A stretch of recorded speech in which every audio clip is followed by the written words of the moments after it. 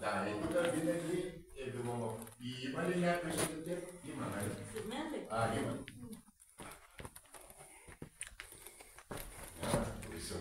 Този по-интересна от оная пещера. И оная беше много голяма.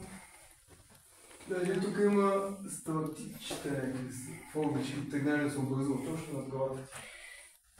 Тук може човек да прикара най-големите студове и като стане пани минус 10, тук Малко потръгнал ги сме.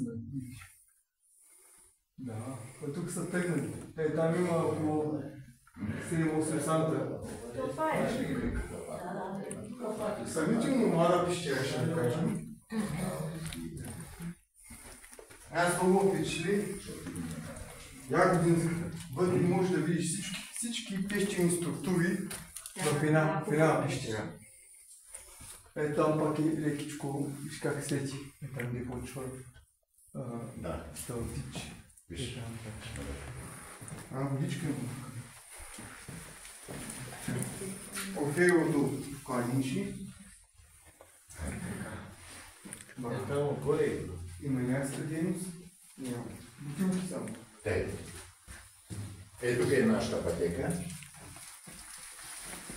Прегръщаш скалата с десния крак напред и придърпаш. Още веднъж. Той има още навътре, аз мисля, че няма. Да. Ще отидем до още едно интересно местенце. тук не моля съм минал тук. Добре, браво.